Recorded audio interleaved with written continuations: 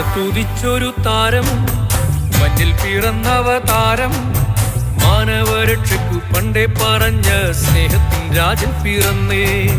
മാനത്തുദിച്ചൊരു താരം